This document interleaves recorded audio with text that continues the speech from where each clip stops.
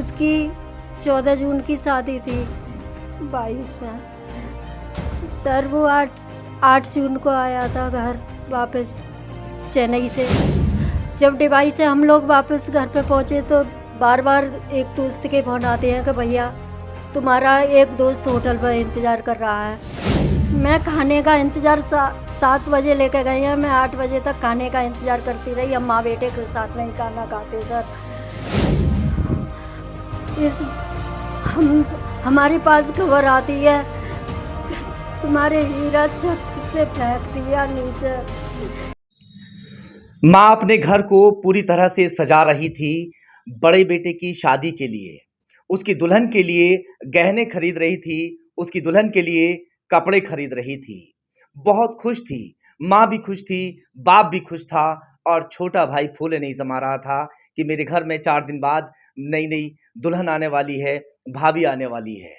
पूरा घर बेहद खुश था, रिश्तेदार इकट्ठा घर में हो रहे थे। तभी जो दूल्हा बनने वाला था वो लड़का अपनी नौकरी से घर पर आ जाता है और घर आने के बाद में अपने घर परिवार में मिलता है, दोस्तों में मिलता है। फिर दोस्त उससे कहते हैं कि 3-4 दिन में तेरी शादी है, हमें शादी की पार्टी नहीं दोगे? बस वो दोस्तों के साथ शादी की पार्टी देने के लिए चला जाता है एक होटल में और फिर उसकी मौत की खबर आती है। परिवार लगातार तभी से कोशिश कर रहे हैं कि जो उसके कातिल हैं वो जेल में चले जाएं, सलाखों के पीछे चले जाएं, मगर 2 से 3 साल लगभग हो चुके हैं, अभी तक ना कोई पकड़ा गया है, ना कोई सलाखों के पीछे गया है। वो लगातार अधिकारियों के चक्कर पे चक्कर काट रहे हैं। वो माँ आज यहाँ पर बैठी हुई है जो समय से पहले ही बूढ़ी हो गई, जो अपने बेटे की तैयारी कर रही थी, शादी की दुल्हन लाने की तैयारी कर रही थी। वो बड़ा बेटा जो था, पहली बार शादी की शहनाइयां घर में गूंजती, मगर घर में मातम पसर गया। क्या नाम है आपका माँ जी? मेरा नाम उषा रानी राघव है। आप लोग कहाँ से हैं और क्या हुआ था वो पूरी बात बताइएगा। मैं गांव तोगमा से हूँ, थाना डिवाई, जिला बुलंदशहर। जी। मैं मतलब मेरा लड़का आराम से बताइए। चेन्नई में सर्विस करता था सर। उसकी 14 जून की शादी थी 22 में। सर वो 8 जून को आया था घर वापस चेन्नई से। तो हम लोग दुबई उसका सहरा वहरा खरीदने गए। जब दुबई से हम लोग वापस घर पे पहुंचे तो बार बार एक दोस्त के फ़ोन आते हैं कि भैया तुम्हारा एक दोस्त होटल पर इंतज़ार कर रहा है और हमें शादी की दावत दे दो। वो बोला घर आने दे मुझे। तो जब मैं घर पहुंची तो लड़का बोला कि मम्मी चाय बना दो। मुझे चाय भी नहीं, उसे चाय भी नहीं पीनी थी। इतने में घर पे आ गए दोनों लोग। बोले कि भैया आंटी हम 15 मिनट में अभी वापस आते हैं। मैंने बोला कि बेटा चाय तो पी जा। कि मम्मी बस 15 मिनट में आ रहे हैं, मेरा दोस्त बुला के ले जा रहा है। ये प्रमोद नाम का लड़का था और भागीरथ था। तो वो ले गए। मैं खाने का इंतज़ार 7 बजे लेके गए हैं, मैं 8 बजे तक खाने का इंतज़ार करती रही। हम माँ बेटे के साथ में ही खाना खाते सर। फिर 1 घंटे बाद हमारे पास खबर आती है कि तुम्हारे हीरा छत से फेंक दिया नीचे। उसकी मौत की खबर आती है। मेरा छोटा बेटा नितेश राघव वो और इसका चाचा नरेंद्र सिंह जब होटल पे पहुंचे हैं तो उसकी बाइक खड़ी थी, बाइक में चाबी लगी हुई थी, लेकिन लड़का नहीं था। ये होटल वाले और ये लोग सब लेके गए हैं उसे लेके गए हैं। डिवाई का रास्ता होटल से 15 मिनट का है, पिलखना होटल से। ये लोग 10 बजे पहुंचे हैं लेके। 8 बजे गिरा है, 10 बजे लेके पहुंचे हैं सर। चोट कहाँ कहाँ थी उनके? चोट उसका सर फोड़ा है सर, उसकी आंख पे चोट थी, पैर 3 जगह से टूटा हुआ था। यानी पहले मारपीट हुई है? मारपीट खूब हुई है उसके साथ में। जब उसको मतलब छत से फेंका है, इसके बाद खबर आती है कि तुम्हारा लड़का ख़त्म हो गया। तो हमने बोला कहाँ है? इस होटल वाले ने बोला कि हम अस्पताल में हैं, डिवाई आ जाओ। डिवाई जब मेरा लड़का पहुंचा है तो वहाँ पर देखता है कि आधा ये नीचे लटका हुआ था स्टेचर पे, आधा ऊपर, ऐसे फेंक कर ये वापस चले आए ये लोग।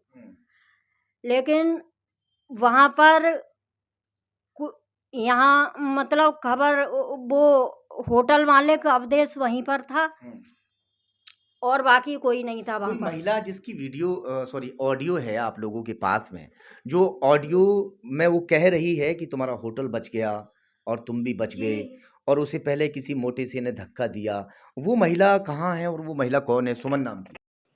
उसी ने तो धक्का मारा था। मतलब जो मोटा सा था पतला सा? अब इतना हम जितना बता रहे हैं उतना इतना सवाल का जवाब नहीं दे सकते। हाँ जी। जो उसके साथ आया था उसी ने धक्का दिया था छत से। अच्छा, तुमको किसने बताया? ये तुम्हारी होटल की छत पे पी रहा था, ठीक है? तुम्हारी होटल की छत पे पी रहा था, वहां से धक्का दिया था। क्यों दिया था? कि उसे पता पड़ गया था उसकी बहन से सेट है। अच्छा अच्छा, इसलिए धक्का मारा था इसने। क्या कह रहे थे? मैं कह रहा हूँ तुम कैसे कह सकते हो इस बात के लिए? हम कह सकते हैं यार, हम पक्का सबूत है। तुम तो थी नहीं। हम कह सकते हैं, पक्का सबूत भी है हम। और पहली बात तो उसके माँ बाप तुमको फोर्स नहीं कर रहे हैं ना। किसके? जो वो मरा है, उसकी 14 तारीख की शादी थी। उसके माँ बाप आपको फोर्स तो नहीं कर रहे हैं। वो तो इसको बोले ना, जो उसके साथ आया था वो ही तो लेके आया था उसके घर से। हाँ हाँ पीने के लिए। वो तो उसका इंजाम लगा रहे हैं, उसने मारा है। अब वो है भी नहीं है, वो भाग गया जिसने मारा था धक्का। उसकी फैमिली भी भाग गई, घर पे ताला लगा हुआ है उसके, है ना? जब उनमें से वो थे 3 जने, एक वो लड़का और 2 वो साथ के, ठीक। एक लड़का जब तक उतर रहा था वो आधे में उतर के आ गया था बीच में, ठीक है, और 2 थे ये ऊपर। जब वो बीच वाला जब था तो एक संग धड़ाम की आवाज हुई, चीज गिरने की, जैसे कोई कूदा हो। तो बताई करो, ठीक है बस। अच्छा, अब तुम क्या चाहते हो ये बताइए। तुमको सारा केस तो पता ही है खैर जी। आपको सारा केस पता ही है ना? हाँ। तो कुछ नहीं।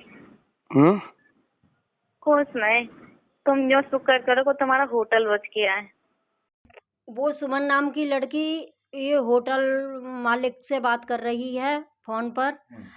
तो वो नरोरा एसओ ने, अजीत से साकिन ने, वो गिरफ्तार भी की थी। 2-3 घंटे रखा उसे, फिर उसने बोला कि मुझसे कहलवाया गया है ऐसे। अच्छा, हाँ, ऑडियो में तो था उसमें सब कुछ है। मुझसे बोला गया था, मुझे पैसे दिए थे कि ऐसे ऐसे बोलना है आपको। होटल मालिक ने मुझसे उसने कहलवाया। ऐसा क्यों कहलवा दिया? उन्होंने अपने बचाव के लिए अच्छा, कराया है सर। और लेकिन आज तक मेरी कोई सुनवाई नहीं हो रही सर। मैं 3 साल से पागल हो चुकी हूँ भागते कहाँ भागते। कहाँ आप लोगों ने ये किया है? भाई है ना वो? जी क्या नाम जी, है आपके भाई का? हीरा सिंह राघव मेरे भाई का नाम है। उम्र क्या थी भाई की? 30 साल होगी। 30 साल। जी। तो नौकरी क्या करती थी? वो चेन्नई में सर्विस करते थे, मिठाई में बिल वगैरह निकालते थे। उसका मिठाई का जो सेल होती थी उसका हाँ। बिल फिल निकालते थे। अच्छा अच्छा। जी। पापा हैं? नहीं, वो एक्सपायर हो गए। कैसे पापा कैसे खत्म हुए? पापा 21 में ख़त्म हो गए, 1 साल पहले। 8 महीने, मतलब 8वां महीना पहले हुए हैं उससे, लड़के से। वो भी अचानक उनकी तबीयत खराब हो गई, इसलिए वो ख़त्म हो गए थे। और उस 8 महीने बाद लड़का भी ख़त्म हो गया। मेरे पास हम 4 लोग थे, हंसता खेलता परिवार था सर। आज हम 2 रह गए हैं। बस माँ बेटे हैं? माँ बेटे हैं, और दर दर की ठोकरें खा रहे हैं, लेकिन हमारी कोई सुनवाई नहीं हो रही। मुकदमा तो उन लोगों पर दर्ज हुआ है, किसी की गिरफ्तारी नहीं हुई? नहीं हुई सर। कहाँ है लोग? वो लोग कहाँ रहते हैं? सर यहाँ गांव में घूमते वो रहते हैं घूमते सर, हैं गांव में सर। घूम रहे हैं। अभी तक कोई कौन कौन गिरफ्तारी लोग हैं नहीं जिन्होंने हुई। बेटे को मारा था? वो गांव से जाति से जाटव हैं सर, जो घर से ले गए थे। हम ठाकुर हैं नाम सर। क्या है उनका?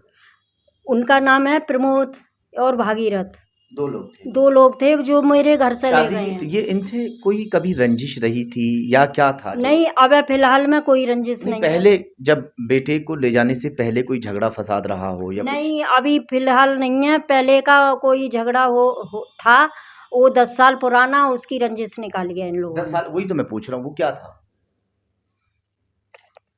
जो मुलजिम हैं जो घर से लिवा के ले गए थे, उनकी बहन का मर्डर हो गया था। अच्छा मेरे भाई का दोस्त था वो, जिसने मर्डर किया था उनकी बहन का, वो मेरे भाई का दोस्त था। अच्छा अब वो तो दोस्त तो गिरफ्तार होके जेल में चला गया। इन्होंने मेरे भाई का भी नाम लिया, लेकिन लड़की वो 2-3 दिन जिंदा रही तो उसने बयान दिए तो भाई इसमें किसी का हाथ नहीं है, उसी लड़के का हाथ है, इसलिए मेरा भाई बच गया।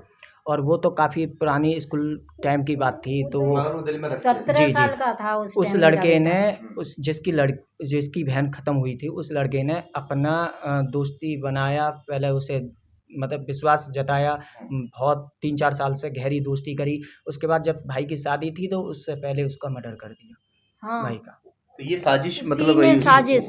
जिसकी बहन खत्म हुई थी उसी हाँ, उसी का नाम है इसमें जी, उसी जी। ने, वही प्रमोद ने प्रमोद दोस्ती करी सन थी of sir. Jaipal Singh, Bhagirath son of उसी की बहन खत्म हरेंद्र हुई थी, सिंह। मरी जी, थी। जी, जी। प्रमोद नाम का जिसकी बहन खत्म हुई थी, उसी ने धक्का मार के नीचे गिराया। भाई उसी वही लेके गए थे घर से और मार के फरार हो गए। 8 दिन तक क्या घर दिन में, बाद शादी थी भाई 4 दिन बाद।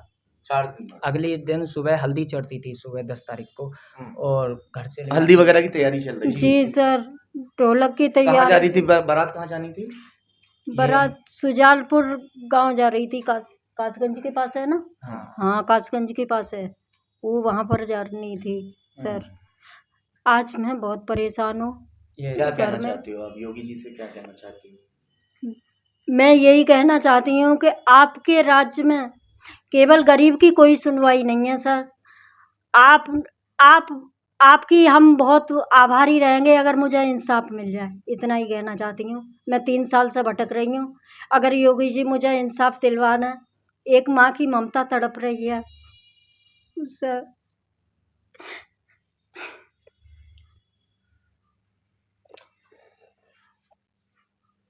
ये उस माँ के आंसू हैं जो दर्द बनकर बाहर निकल रहे हैं।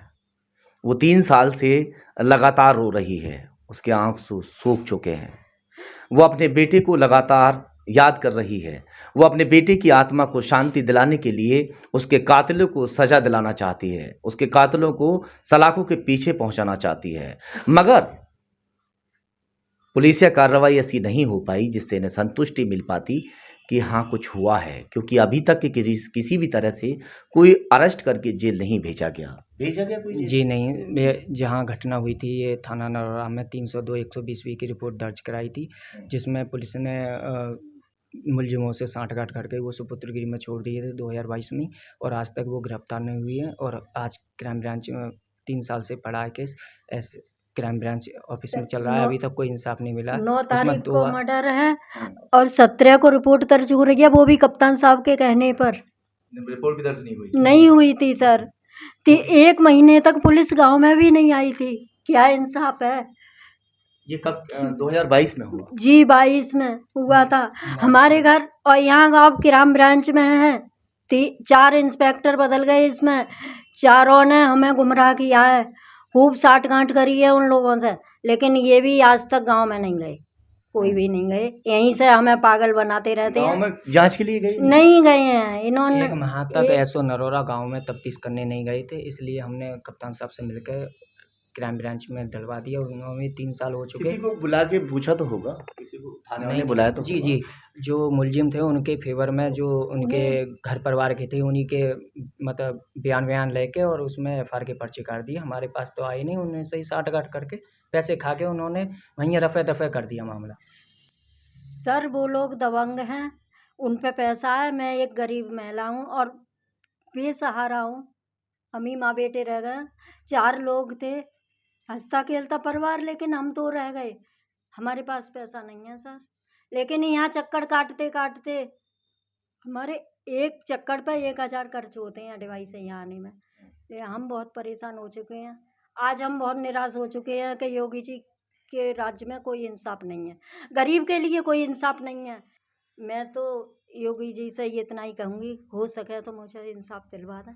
और इन लोगों को जेल पहुंचाया जाए। चलिए देखते हैं कि पुलिस क्या इसमें आगे कुछ कार्रवाई करेगी, इनकी सुनवाई होगी कि नहीं होगी, क्योंकि लगातार अभी भी अधिकारियों के चक्कर पे चक्कर काट रहे हैं।